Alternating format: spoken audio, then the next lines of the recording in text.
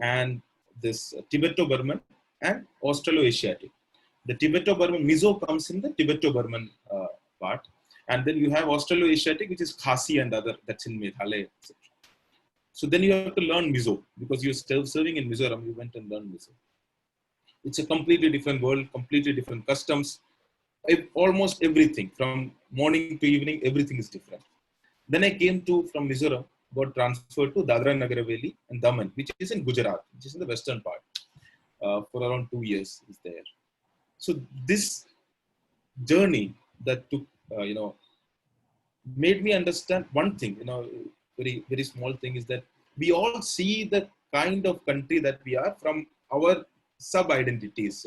The way a Marathi sees an India is different from a Keralite sees India, or a Tamilian sees India, or a Uttar Pradesh guy sees India. We all see India in a different way.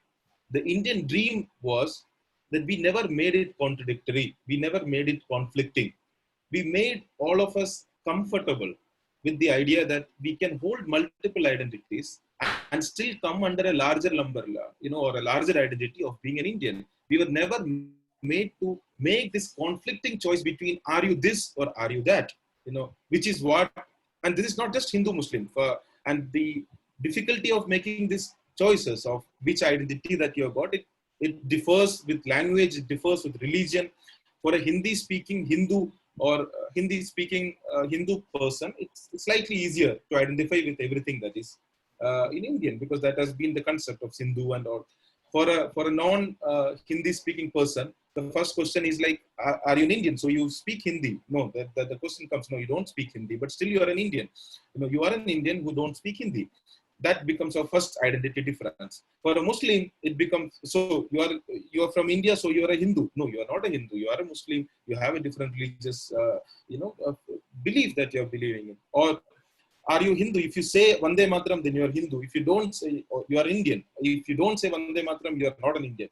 When you put that choice, when you ask people to make that sort of choice, what you're making is you're asking the person to immediately make a decision as to what is the identity that you want to choose. The Indian dream about unity and diversity was you be comfortable with all the different identities that you have while cherishing the identity of being an Indian. You can choose to have all multiple, and each person has these different identities at different period. It's not that it also remains same. We go through different phases and we have these multiple identities coming in. So when you come out of Kerala, these were certain things changed in the recent period. When we used to come out of Kerala, you usually would say that, okay, you are a Keralite. When you go out of India, you would say you are an Indian. But of late, if you see, especially in the the NRI community, more than an Indian, you would start now associated with a religion, or maybe the break in communication has started a lot in the NRI community. And that's what, when I realized during the Twitter, during the CA campaign, etc. Unlike earlier times, right now this country, India especially, is importing a lot of hate from outside. A lot of hate from outside, because a lot of people who are writing completely bigoted or hate-mongering messages are actually people who are settled outside, who are not in India. And with complete impunity, that was happening. And this is because the amount of disconnect that has happened between people, because usually when you would have got out of India, you would have all come together saying that we're all Indians.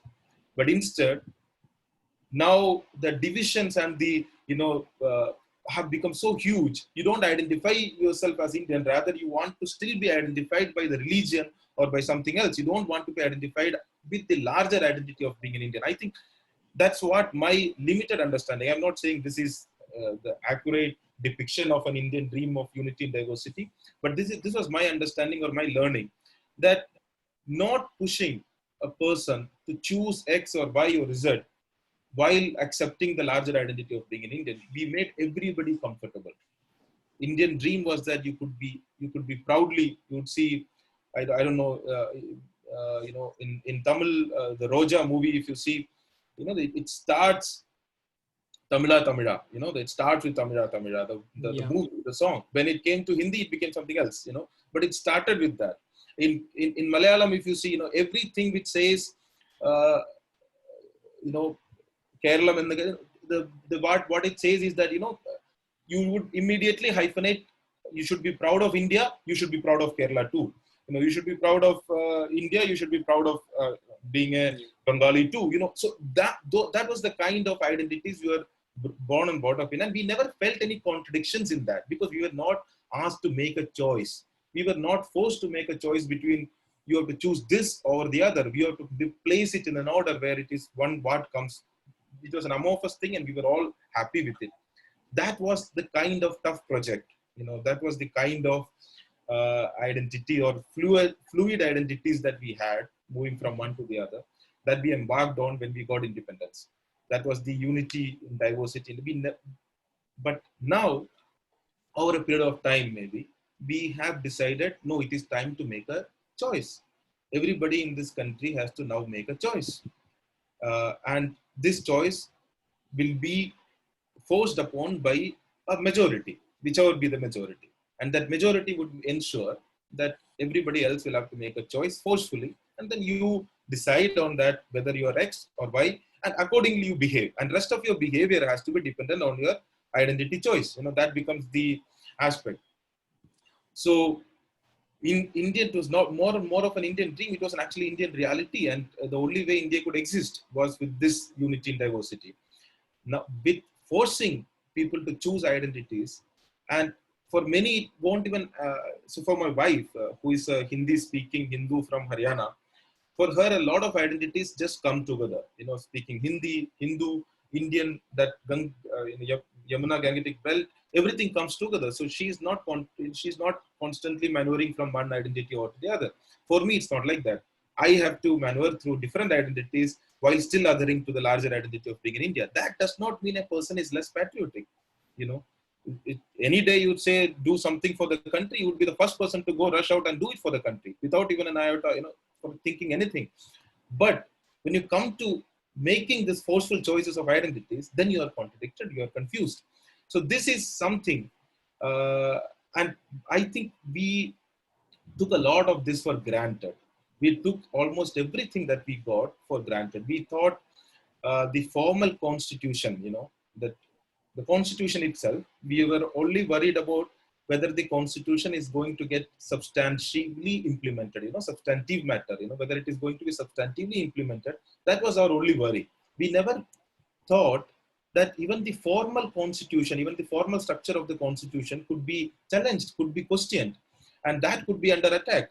And now we are realizing, because we took the constitution, the rights, and a lot of it under that for granted, we never fought for it.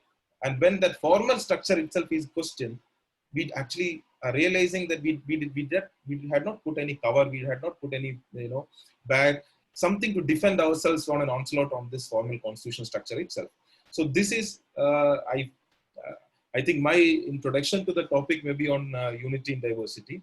And we have to, maybe the Indian dream should be once again to make sure our children or the next generation which comes in finds it so easy to move from a Malayali or a Tamilian or a Telugu or a Kannada or any place, or Mizo, anybody, any of those identity. A Mizo Christian should be able to feel as patriotic or as Indian as a person who is from Allahabad or from Nalanda or from Haryana or from Gujarat or from Maharashtra. Every single person. And just because a person is having different identities other than the one which is uh, majorly accepted, that shouldn't put a question to the patriotism or the Indianness of that person. This is something I feel, and that is where we may be able to be still. I'm not too much worried about it, because that's the only way India will go. India cannot exist in any other way. India can only exist in a way where we are all made equally comfortable within our identities while marching forward under the identity of India. So that's my introduction to the unity and diversity part.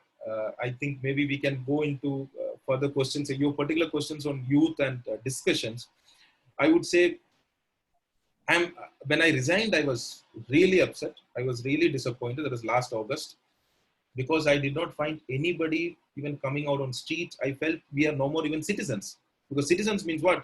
Most of you are in Europe. So citizen means you have some rights. That is a key thing that differentiates between a citizen and a subject. A subject is a person who does not have any right. He is actually living on the benevolence of the ruler. So a king is there, he will be able to give something. The subject could be, but a citizen is rightfully, he has some rights. He can demand those rights from whoever is ruling. So the fundamental aspect of any republic is the citizen. It's nobody else, it's a citizen. But you would see during that period, especially on the abrogation, after the abrogation of 370 in Kashmir, for a long period, we just decided that we will not treat them as citizens. We'll just take away all the rights. We'll take away all the rights. We took away. We put a lot of people in prison. We made a lot of them into political prisoners. And one of my senior who was a UPSC topper in 2009 was just released a week back after almost 9 months in jail for no reason, for absolutely no reason. Mr. Shah Faisal. So, and nobody questioned. The worry was that nobody even came out and protested. Nobody said anything because we were not even made to feel like citizens. And that was the period I felt this is dangerous. This is dangerous because, as you in your question also put, a democracy is in danger not when a dictator comes. A democracy is in danger when its citizenry becomes lazy. And our citizens were becoming, way too passive. We were okay with everything. We were becoming okay with everything. We were fine. This is all good. If government would do something, and since government is in power, it is an elected government. Government is okay. We have to accept whatever the government is doing. But that's not democracy about. It's not once in voting in 5 years. It is a continuous engagement with the government, continuous questioning of the government, putting the pressure on the government and demanding answers from it on a continuous basis, on a day-to-day basis. Somehow media was not doing it because media was supposed to tell that, you are being part of a large, something very historic is happening here.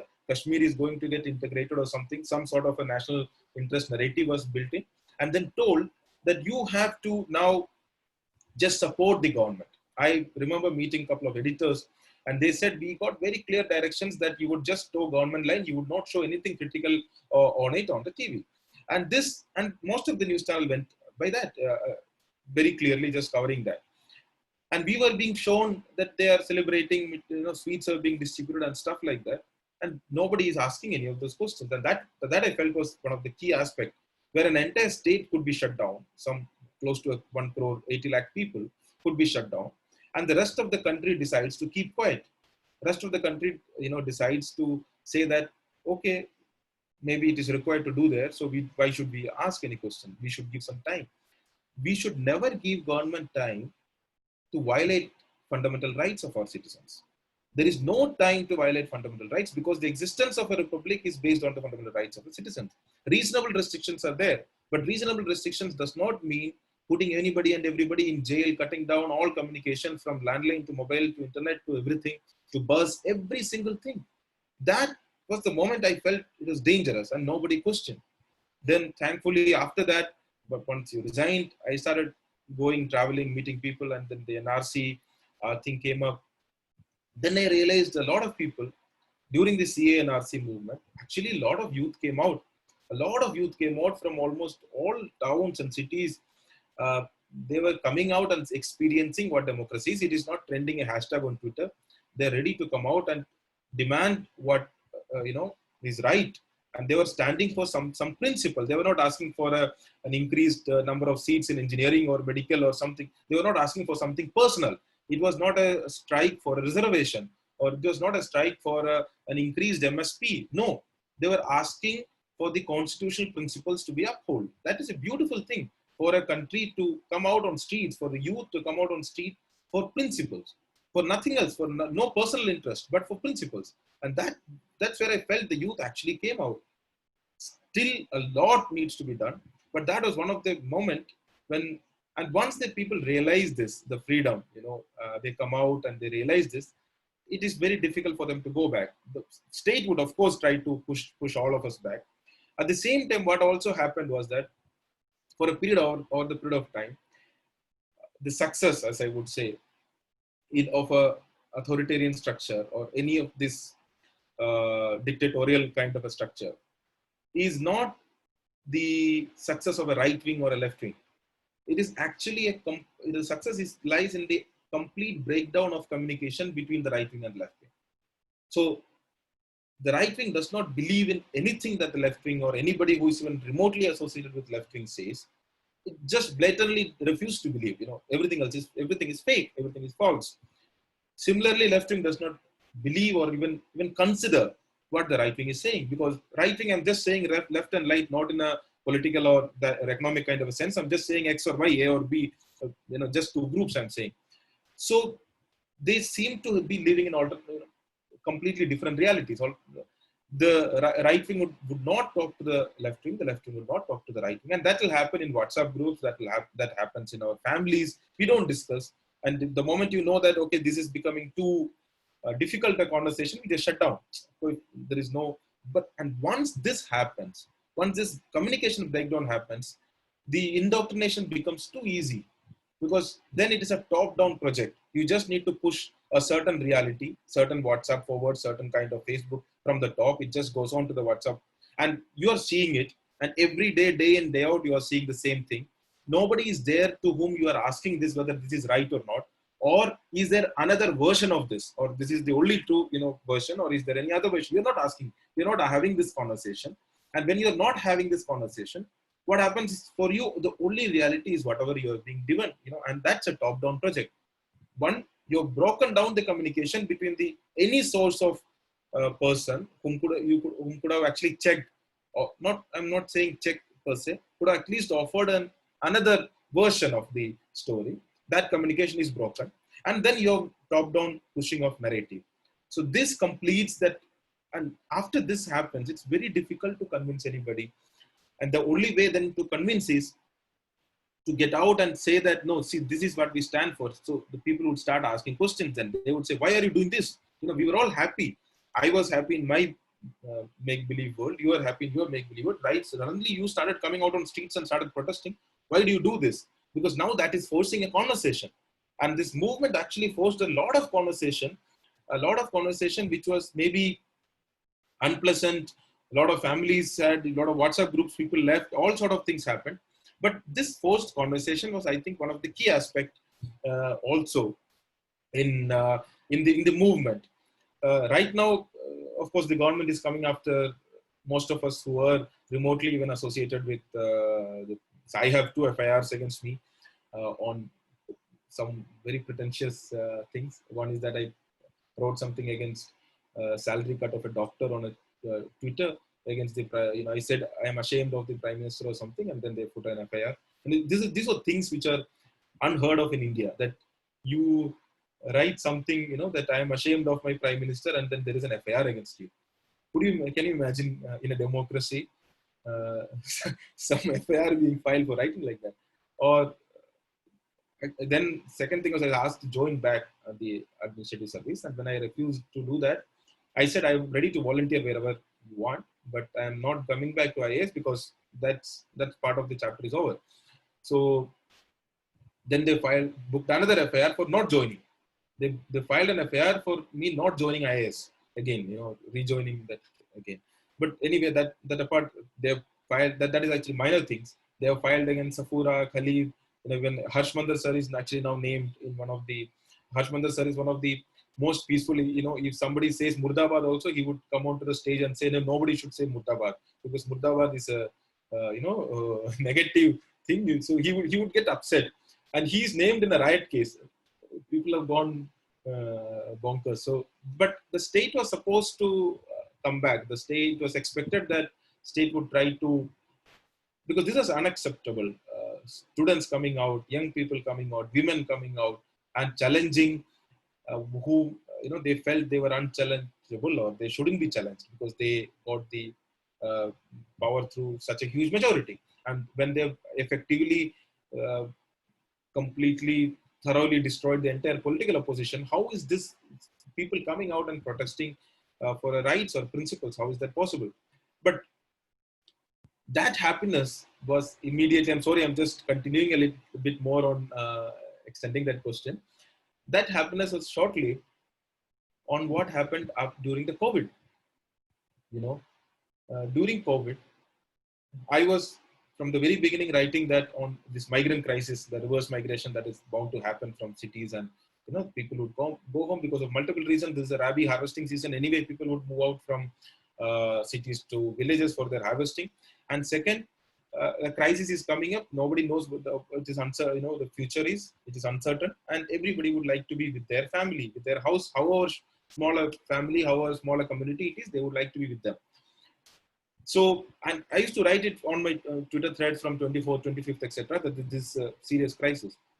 What was most surprising was government decided, okay, no, this is not correct. First, they decided nobody would go home. Everybody, stay wherever they are. Stay wherever they are means a lot of them were construction workers. So construction workers would be staying in tin sheds in construction sites. If you have ever been to a construction site in India, you would see a lot of tin sheds being constructed, along the construction sites.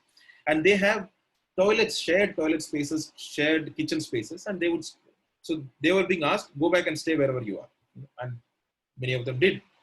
And such a congested urban spaces where most of these places were hotspot, COVID's hotspots, be it Mumbai, be it Surat, be it Ahmedabad, be it Delhi, be it Kerala. Most of these places where the migrants are forced to stay back against their will was actually COVID hotspots. And they were forced to stay back in an environment which is highly congested, okay, where you can't do any of the physical distancing and, all those precautionary measures, because you are sharing a toilet, you are sharing a kitchen, and 10 people are staying in one room. And that is the space they were forced to stay in a hotspot area, because the government said you stay back wherever you are. That is good for you and that is good for the country. Because even normal times we are unable to provide food and water to everybody, because unlike what we want to believe, it's not that in 6 years we have not changed much. We are still a developing country, and a lot of us are still poor. If you have served in any of the field, if you worked in any of the areas, you would understand the poverty in which a lot of people live, and that how far disconnected we are away from reality, because we actually thought everybody is living in an urban 3-bedroom house space and with the balcony, and that was the kind of policy making that happened. But the saddest part was that when these people did not get food, they did not get water, they did not get any facility, lakhs and crores of them, they did not ask the government that why are you not providing us with this? They did not ask, they did not protest. The government was forcing them to stay in places which are dangerous to them against their will, forcefully. And then they were not being provided with even basic amenities of food, water, toilets, nothing. But they did not protest. They did not say anything. They wanted to go back. Government said there won't be any bus, there won't be any train. Nowhere, you can't go anywhere. They did not protest. Instead, they took their kids or babies in their arms, they took their bags and luggages and started walking. At least around around a crore, 1 crore people would have traveled during this period like that. Lakhs and lakhs of people. If it was a citizen, that as we call, if they were citizens of this country, they wouldn't have walked. That is abject resignation, that no expectation from the government. We don't have anything, just don't trouble us. I've met people walking from Mumbai to Allahabad, and we are asking, we'll go, chalenge, pahunch jayenge, we will reach. And they were just walking. And in between all this, that we did not give them any facility, we did not provide them with transport. On top of that, we even beat them up in many of the borders, because when they're trying to cross from Maharashtra to MP, the MP police would beat them up. And then from MP to, when they go to Uttar Pradesh, then the Uttar Pradesh police would beat them up. Why? Our own citizens were beaten up for just wanting to go home. How is that acceptable? How is that, that's when I realized that maybe a certain part of people might have suddenly felt, okay, no, we have rights. We should rightfully assert those rights.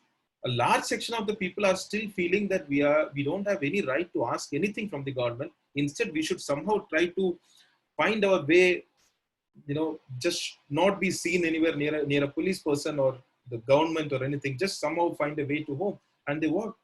Be close to 700 plus people died in, on the train, under the train, trucks. There was not a single truck which was carrying material. All the trucks were traveling, carrying people, and they were trying to go. We had such a humanitarian crisis in 2020 in Democratic, Republic of India, where people did not even ask us. That's when I realized, see, the project of an Indian dream or the Indian Constitution. In a lot of countries, the Constitution was a result of a revolution. In India, the Constitution was the revolution. Constitution itself was the revolution, and the revolution never got completed. It just began, and then we just stopped there. That's why crores of people in India still don't consider themselves as citizens, because they don't know the rights. If you are beaten up by a police person, you don't ask him, why are you beating me up? You will say, just please mat maro, don't beat me. You won't ask, why are you beating? You say, please don't beat me. Because you are at the mercy. That's what and that is, I think, somewhere over a period of time, we might not have invested. We need to invest. And that made me also rethink during this period, that what is it that we should be prioritizing? If citizens don't feel that they have a voice to ask anything from, and they feel the only time they can do anything is when they have a vote or an election, I think then that does not show a good picture for us. Rest of the things would keep happening, but people should not be afraid of government. Every single person is afraid of government because they can do whatever they feel like. I can be afraid because I may be protested. They did not protest. They just wanted to go back home, their home. Why would you beat them up? They didn't do anything. And we are okay with that. So I'm sorry, a lot more engagement has to happen.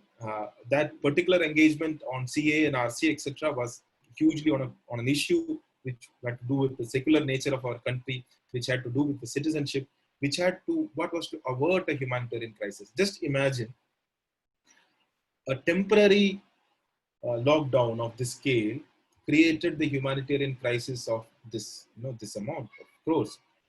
If they were to actually do an NRC and find out 2 crore people who are illegal immigrants, rightly or wrongly, imagine the humanitarian crisis the country would be going through.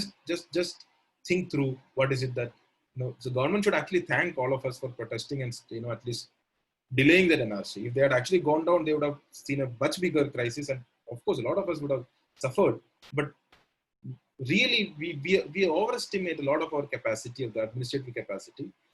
I also felt a lot dejected because we are so disconnected. Our administration is quite disconnected because we are more connected with our Twitter or Facebook or the newspapers or the middle class. Most of it, that is okay as long as we are doing superficial policies. But when we are doing things which are actually going to affect the lives of the people, I think being so disconnected to the reality of the country is not very good. So that is from all from my side for now. I think more questions can come in. Is it okay? Yes, thank you, Kannan, for sharing your dreams about the topic, unity in diversity, and also highlighting the importance of speaking up from a citizen point of view, and also why is it so important that the left and the right, the entire political spectrum, speak to each other, and when it stops, what are the threats we have to the democracy. Thanks for that. And thanks for Shan for bringing up the question. Now I would request Raj is raising his hand to ask a question. So Raj, please come forward. Thank you. Hi, Kannan. I have a Kerala specific question.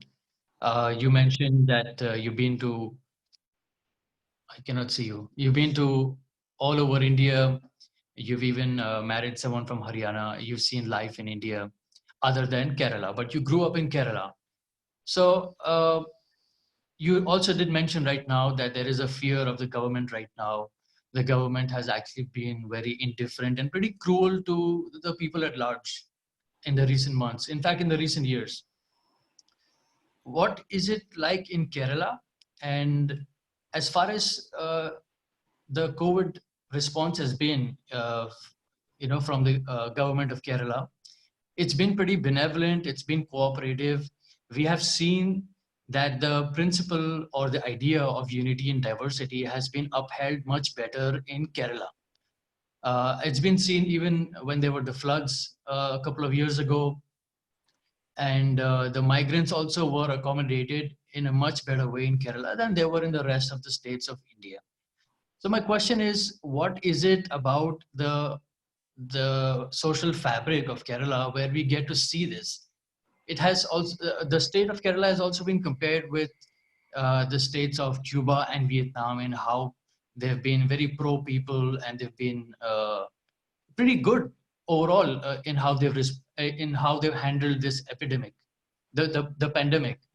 Um Also, there are talks amongst the right-wing people that they want to remove even the word socialist from the constitution. And Kerala happens to be quite a socialist state, and it has a socialist government. What do you think is the danger if the word socialist is removed? What are the implications? Why is Kerala pretty socialist? What is it about the social fabric of Kerala? And what can the rest of India, or maybe even the central government of India, learn from Kerala? Okay, that's a Yeah, it's interesting. too long, but No, no, maybe no, in no. I'm short. saying that's an interesting question because uh, I'm not an authoritative, in the sense, a figure on Kerala, or because I have been out of the state for the last 17 years, on and off. Of course, my family is there. I keep traveling. That's one part. One thing I remember is very clearly when I grew up, I used to have, this geographic separation or ghettoization. Ghettoization may be a little loaded term, but the geographic separation, in the sense of Muslims would stay in one part, or Christians would stay in another part, and Hindus would stay in another part. That kind of a thing was not there, at least not in the southern or the middle and the southern part of Kerala. Northern Kerala, it's somewhere still there. I remember staying very close to a Muslim family, and the next family used to be a Christian family. And almost every festival was actually together, and every festival was equally almost the same thing. There'll be a church, something, we'll all go. There is a temple, something, we'll all go. It's all like that. So it never occurred that, their religion is different. Their religion is different. We all know that religions are different, but it never occurred. It never spilled on to the normal social life that religion was a private affair. Other than that, it never came out. But over a period of time, because politics became more and more on the identity, and not on the ideology or on the economic policies, and because these are tough things to deliver. Identity-based politics are much easier. You just need to whip up a particular kind of a primitive emotion, that identity that we were discussing on, and pick up what is the identity that is easier for you to choose. And then that's happening in Kerala also right now. It's not that it is not been happening. It is happening. And a lot of elections, even at that touring also, maybe on a community-based part, but still it never came out to the level that it became a communal issue. It also had to do with a lot of pre-independence kingdoms that used to happen. It also had to do with the way the communist government that came after the independence went ahead and did a lot of reforms. And even the Congress and the communist government that came there more or less continued with a similar. There was a continuation in policies on almost all fronts. That be that an investment in healthcare, be that an investment in education. I am a government school product. Till 7th I was in a private school, and then I by choice went to a government school. Uh, I don't think that's a choice that you could make. Maybe you are studying somewhere else. This by choice going to a government school, and then it's still expecting your future to be good, decent enough. So that investment part, all those things have gone ahead. The investment in particularly the human being. There are two models, right? The one is the human capital model of Gary Becker, and the way they say, because there you invest in education and healthcare so that it creates more wealth. So it is a means to an end. That is one way. The other way is that where Amartya Sen way, that you see that capability approach, or that what would you say? The education itself is an end in itself, because wealth cannot be an end. Wealth is actually you used to purchase some experience, some exposure, some learning, some luxury, something like that. So this investment was always in people. I think that is what is delivering. Investment in people is what is delivering continuously, be it during flood. I was collector, district magistrate in Dadra Nagar Haveli in 2018. So I felt this feeling that I need to go back and do something in Kerala. So I went, and for 8 days I was there, 7-8 days working in quite a lot of, I think 4 or 5 districts I was there. And I learned people, all of them coming together, sitting there and, sorting out stuff, making kits, distributing them. People whom themselves were not having chappals and, things. They used to look at the chappal that somebody would have from Gulf would have sent, somebody from North India would have come, and they used to say, hey, we don't have this chappal, this is so nice. And then still they would pack it and then send it to somebody. It's really fun. Such a huge operation happening. And people, normal people, it is nothing specially trained. The government could expand its capacity in a jiffy, in a second, because people are feeling connected that we have to come together and do this. So this happened when after that also, when you see Nipah, this flood, and then you have during this COVID also. So people come together as a one population, try to deal with it. And credit also has to go to all the continuing governments who invested in a lot of, not just this one, the previous governments also over a period of time, who have invested in the healthcare and and the education aspect. I think the only thing to learn from Kerala model is it's always good to invest in people.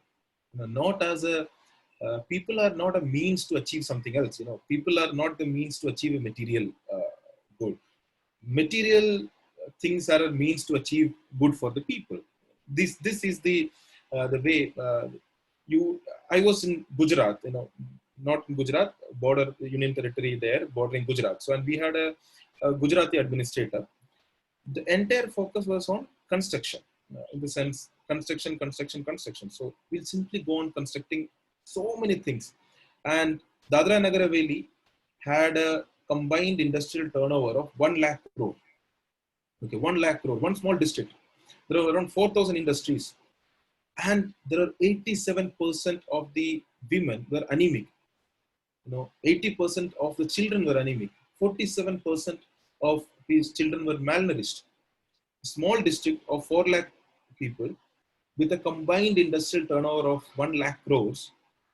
Okay. But with all sort of, because I'm not saying one or the other should go big, but the investment in people has to come ultimately, because we are doing everything for the people.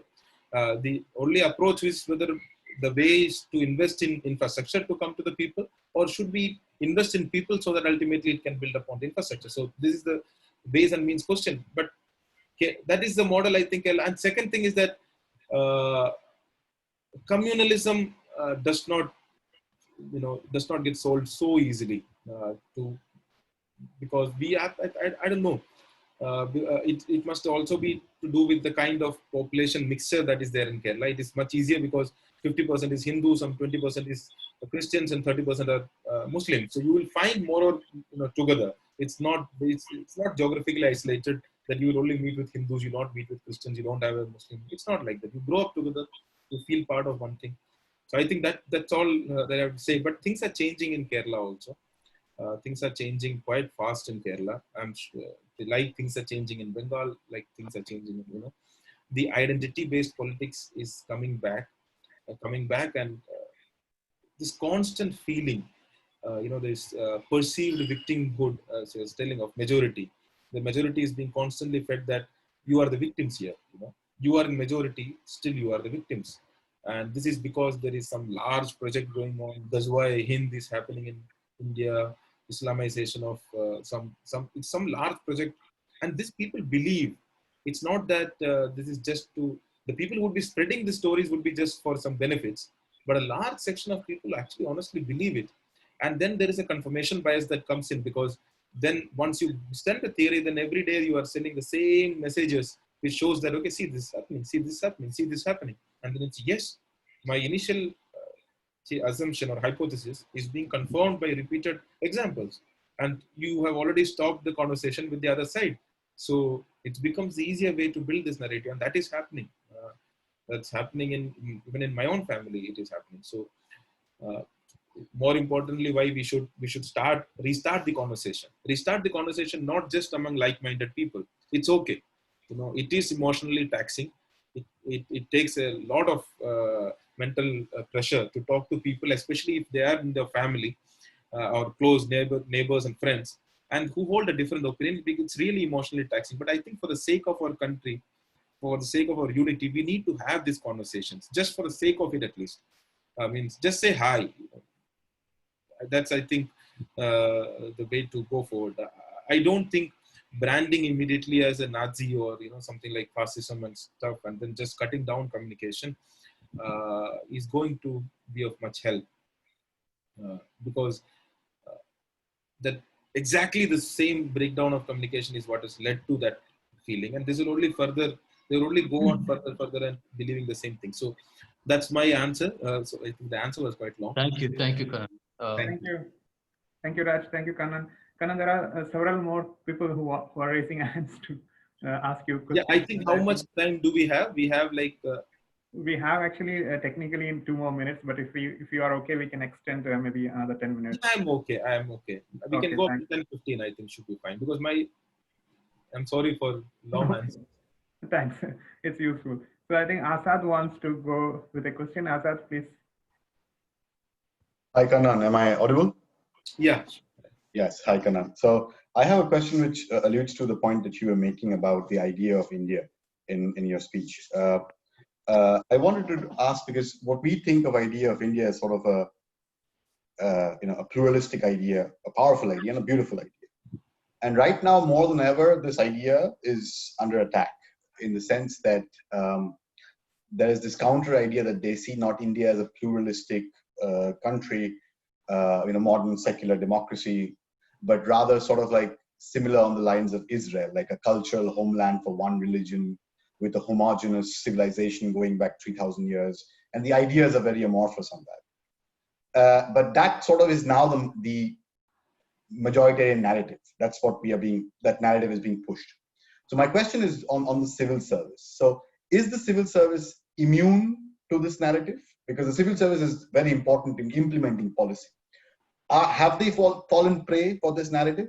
Or do they still imbibe the narrative that India is a diverse, pluralistic, secular, modern democracy? See, civil servants also come from the same society. So it would be incorrect to say that, they are not, or they are immune to the narratives. No, there are a lot of them, a lot of us, I would say, actually come from the society with certain kind of values.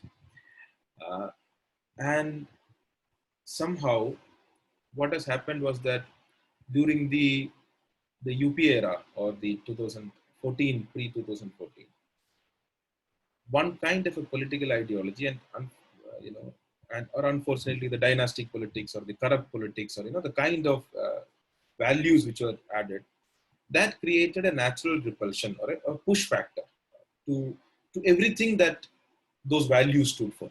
There were a couple of things which were bad, but it stood for a lot of values. But the push factor was so fierce that a lot of people moved away. And there was the pull factor came from the, an honest go back to what India was, where we were, and all these corrupt people were. And this is a very easy feeling in everywhere, you find in every single society, you would find it. So during that period, a lot of honest, in the sense, they won't take money. But at the same time, culturally or secular in a way, the feelings are, thoda to sabak sikhana hoga, somewhere somebody has to be shown their place. So that thing has also set in many places. And this is not just in the IAS, IPS. I think when you should say civil service, should start from the constabulary. You should start from the clerk. Delhi riots was happening. I remember having a conversation with a very senior police officer, and very senior. I was telling him that, so, but what is happening? why is it the kind of videos that are coming in are unacceptable. So the response was that हमारे जवान मतलब the constables जो है हमारे जो बंदे ये पूछते हैं कि अपने ही लोगों पे कैसे लाठी मारे. So suddenly this differentiation was there. Our citizens, be it one Hindu or Muslim or Christian or anything, that for the administration it was always our citizens. But suddenly it became अपने ही लोगों पे कैसे लाठी मारे. And that means so we could not do it because they were chanting Delhi police Zindabad and stuff. And this came from a very senior officer. And he was also sort of okay with the way it was said. So I was quite shocked. And this is not the only example. There are many examples. But that is not to say that a large section of Indian civil service, at least the top bureaucracy, still remains committed to the secular values. That is because of the way the exams are. If somebody had to be pushed to the extent of resignation, like me or Sashikant Senthil sir, that's a very drastic step because there's a dream for forever, like 60 years, up to 60 years, 27 more years, I could have simply stayed somewhere and would have been earning till my retirement. So to push somebody, that means a lot of people are not in this extreme to the value, but still on to the values of secular thing. But there, the control of the government comes in. This government has been particularly highly they're not service-oriented, they're control-oriented government. It is not a service-oriented government. How I can control everything, how you can control everything. It's a pure control freak. It's not just Hindu-Muslim. Tomorrow, if the Muslim, thing subsides and if it becomes some other issue, then also this control thing would come in. The control nature is there. That is preventing a lot of people from speaking up, a lot of people from taking independent decisions. And that is also because how our bureaucracy is, because our bureaucracy takes people at a very young age, just for the academic brilliance, by writing exams, nothing else, just writing exams and getting in. And from that very young age, they are supposed to act independent on issues such huge as secular credentials of a country. A 23, 24-year-old, is expected to have these and to ask questions to people who are in power. Say that so that expectation is huge from them, and it becomes easier for a continuously going government. Like if it is going to another 5 years, another 10 years, then you would have more or less a committed bureaucracy in place because everybody would be put in their place. What exactly? And this government has especially gone behind people like Ashok Lavasa sir, who was an election commissioner. This very same government put him in election commissioner's post, and he made a remark as maybe one of the Prime Minister's rally was a model code of conduct violation. Immediately the government went after his entire family. So that was a message to the entire bureaucracy that if you try to have an independent view, then we would show you your place. And so but a lot of people have actually gone in touch with me and saying that what is happening is wrong. We stand by you. We also see a lot of, because now I am out, so I am able to speak out more openly, even though government is ultimately going to put me in jail someday or the other. But at least till then we have that time, and at least you are ready to listen to me. So that is given, the resignation has given me a bit of power to actually talk to people, and people are willing to listen. That opportunity has been given. So a lot of people connect with me and say this is a serious concern. Civil service is not immune, but civil service is still not rusted. So there is hope. There is still hope. Will it survive? It will all depend on how, because civil service on its own can't do anything. Will it survive this control freak nature of the government for another 10 years? Yeah, that's difficult. So that's exactly why the opposition, the civil society voices, the citizen voices have to come out. And constantly have to come out, irrespective of whether the person is in power with 543 seats or not. This constant check has to come out from the civil society. We don't have any other option. And that would, of course, mean a lot of personal difficulties, but that's the only way. And that actually inspires a lot who are inside. The acts of standing for justice actually inspires tremendously people who are on the borderline. So I think those are the only way we can survive. Thank you, Kannan, for the answer. I think others are also waiting. Alok want to ask something. Alok? Yeah, hello. Am I audible? Yeah. So, like you just mentioned, the importance of the citizens and also of the opposition in a democracy. So my question is regarding that. How would you grade the performance of the opposition right now when the country is going through this turmoil? And do you see yourself in the future maybe starting a party, uh, if that is a requirement for the country? Uh, see, to be honest, so whatever this conversation is also political. So I would not want to say that this is an apolitical conversation. This is a completely political conversation. But this is nothing to do with electoral politics, maybe. That's a different realm. Opposition, of course, I think all of us would want opposition to be a little more assertive. And I think opposition is also in its own search for what it means to be in opposition. So what it is that it should supposed to do, because they are almost every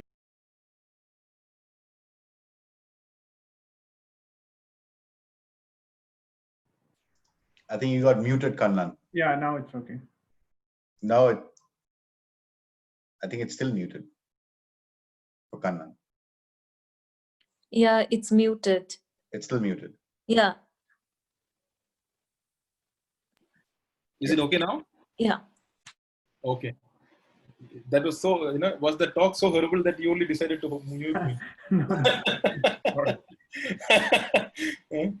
So, no, or you didn't want me to say anything about the opposition? No, please go ahead. Please go ahead. So, no, I think definitely it is saying one thing.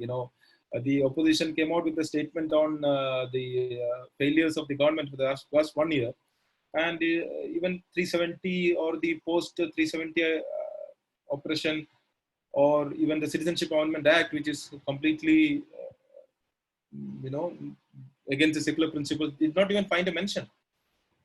Some of the key aspects for which the entire country stood up and fought the government did not find the mention in the part. So that is not to say that opposition is weak or opposition's values are weak. That's not what I want to say. But of course, it certainly, for the democracy, it's certainly unfortunate. You would see that Goa, there are some 10 MLAs who were earlier in the opposition or Congress, and then they came into BJP. Arunachal Pradesh, there are 43 MLAs who went from Congress to BJP.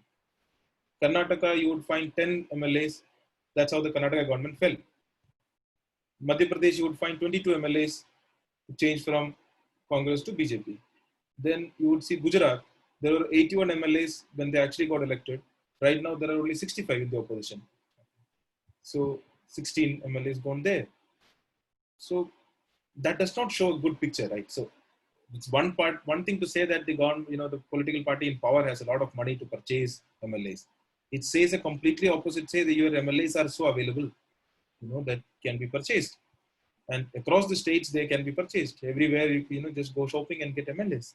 If that is the kind of ideological commitment or commitment to the values, have, then it also says a lot about the opposition. You can't take that away, and that's the unfortunate part. But the tougher question was that, would I personally be seeing myself? I don't know. See, right now, you are much more organized as a platform. You have a platform. You are 10, 20 people. I'm just an individual now, because I'm not clear. Only thing I'm clear is that we need to continuously raise voice. And that's for now. Electoral politics, I'm not saying never or ruling out or anything, but I don't know whether that is my path forward or not, or whether I will be just another vote splitting kind of a thing to do. You don't want to cause more harm than what is there. So, no. But yes, we all need to push for a more assertive opposition. I think an alternate, if that doesn't work, of course, at some point, some alternate forums have to be found. I'm still hopeful that if there is voice, there is continuous questioning coming from the public, from the citizenry, the leaders would automatically come. So that's my belief. I hope I'm proved right. Thank you, Kannan. Sucharita wants to ask a question. Yeah, hi Kannan. So my question is basically related to the one regarding the civil services, and you actually said that how people actually mug up and write exams, and this is what precisely I wanted to ask you. That do you think that in the way we are socialized, and we means of course general public and also people who are in civil services or bureaucrats, I mean, who aspire to be to join and serve the state and in holding the integrity of the nation, in sort of in a misunderstanding of a lot of things. For instance, say state and nation are very different terms, and one is essentially a political construct. Yeah. And any voice of dissent against the current political order or the state is definitely not dissent against the nation. So this entire term, which is anti-national, or this branding, this is a very dangerous trend, and I do not know whether a revision of the syllabuses or the how we get socialized can help it, or what how this can change. And another very interlinked thing with this is that this actually leads to misrepresentation and appropriation of cultural icons as well. For instance, there are figures like Vivekananda and Ravindranath Tagore from Bengal, who kind of often get appropriated for benefits, and misquoted, which also is a dangerous trend. For instance, I read very recently how Tagore was being branded as a fan of British Raj, and his body of work ascribing to religious unity is kind of ignored in the process. And same holds for Vivekananda and other thinkers. So what will be your thoughts in this? See, I think, first of all, I would not say it's just mugging up. Look, examination, of course, has its own, every examination has its own value system, and a lot of that gets checked also. But ultimately, yes, it's an exam. And for many of us, from being a student, you immediately become an officer. There is no intermediate. You're never a citizen. So you don't know the hardships of a citizen. Until when you're a student, you never actually even go into a government office to make a paper, anything, because that your father or somebody else would have been doing. And from student, you studied and then you became an officer. Again, you don't have to, you never sat across the table on the other side. You're always on this side of the table. So that's what I believe why we find especially in India, a heroic brilliance, oasis of brilliance in a systemic failure. The system is a failure, but you will find brilliant officers in places. And those brilliant officers from the field are so celebrated that effectively you tend to ignore the larger systemic failure of the system. Everything else is gone because some individual is putting some effort, some innovations, and all of this becomes, I've made a term effectively saying Indian governance is charity of certain individuals, because it comes out as a charity. He can as well decide not to do anything and still be there and go up. But it is a charity that he decides to do something good. And then, because it is not demand driven, it is supply driven. The person decides, okay, I'll do something in education, I'll do something here. And then you do and go. If the next person does not want to do it, public does not ask. Public does not ask, boss, why are you not doing? The previous fellow did. No. Public say, okay, fine. They will say, previous fellow is good, this fellow is not good. The third fellow might come and start taking money also. Then public would say, the previous fellow was at least not taking money. This fellow is taking money also. That's it. But the acceptance level, that comes to the question of generalization and the socialization that we have. We are a very hierarchical society, and we are not used to questioning power, be it in our own families. So the father figure is the person who takes decision, and the children are supposed to listen. You're not supposed to ask, question. So whenever a politician comes and says, you are like my family, that's when I get, really scared, because that means he's saying, I'm the father, we're all children, I'll do what is good for you. None of you are supposed to ask questions to me because I am the father, and that's how I'm going to run the country, like a family. I know what's good for all of you. That's not the way democracy functions. You are, you're given a job to do certain things, and you're accountable to the people. A father is not accountable to the son, but in a democracy, the prime minister is accountable to the citizens, and citizens are ultimately going to ask the question. So this family concept gets blown up and people like it, actually, we are family. That's because the power differential. It's a large topic, long topic. I think I'll not go into that. But the tagging part is very interesting, because tagging part actually works very well with the communication breakdown. Because once you tag somebody as an anti-national, as a bhakt, as a sanghi, as a communist or a commie, whatever term, you then don't have to value his opinion. You don't have to value even the facts that he puts forward. You just don't have to value anything associated with the person, because you already tagged him. And that is where that's actually a part of the process where the communication breakdown happens. And this happens not from just one side, it happens from both the sides. We try to call names each other in every which way. And especially with this government, I was telling, in any way, you question the government. If you are a Christian, you are a rice bag convert. If you are a Muslim, you are a jihadi. If you are a Hindu, you are an anti-national. If you are a student, if you're an urban Naxalite. If you are a student, all Tukre gang, all sort of names have been given, that anybody who questions the government, immediately he's discredited because he's already tagged. This is expected from him.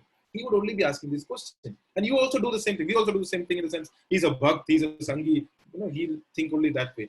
So this, somewhere it has to be broken. And this is where I think in the social media, we failed, because it democratized the communication. When the democratization happened, our leaders in intellectual spaces refused to be democratized, be part of the democratic process. They wanted to remain where they are. So a person could simply write a book and not be questioned, because there is no way to ask the question. The only way to question a book is write another book. Not everybody is going to be able to do that. But on a Twitter or a Facebook, let's say the same historian writes something, as a comment, even a 4th standard fail person can write that, boss, you are not correct. This XYZ is the thing that why you are not correct. The response to that intellectual leadership normally is that to make fun of this fellow.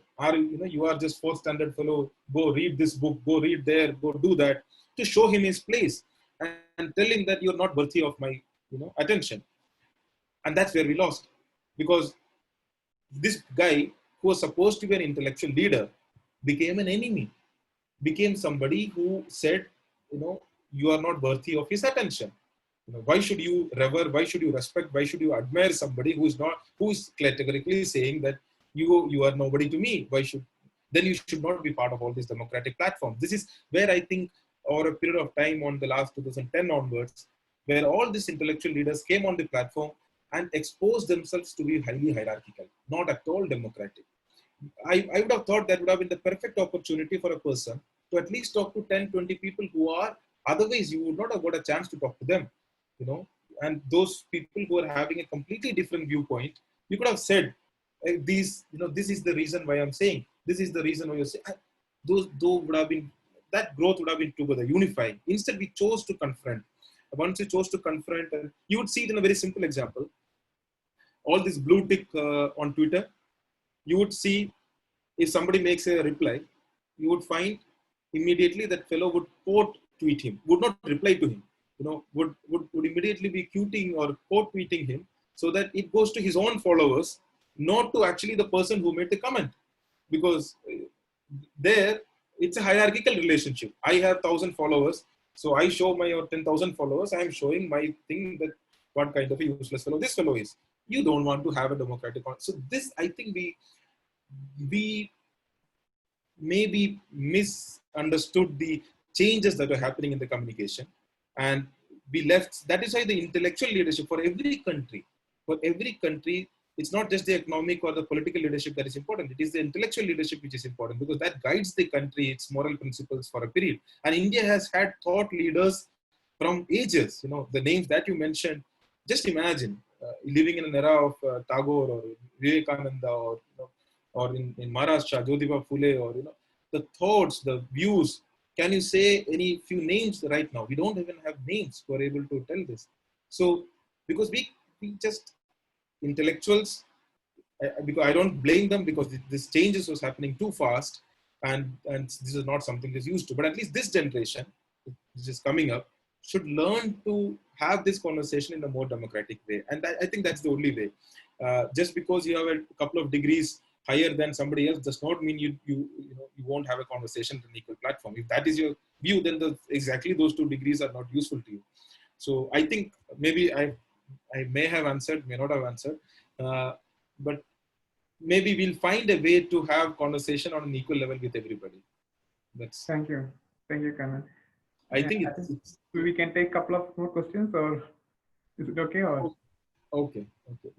So there were so many questions on the Facebook page. I think most of them, at least a few, got answered. Okay. The other questions. So let's put a hard stop at 10:30. Okay. If you have 8 minutes. Okay. So Ansar, can you go quickly? Yes. Hi, Kannan. So my question is regarding the leadership, the nation leader. So how do you see the role of a nation leader in maintaining unity and diversity? So in this regard, how do you view our current Prime Minister role in this matter? Yeah, I think that's where we got really unfortunate in a way, because the current leadership is highly divisive.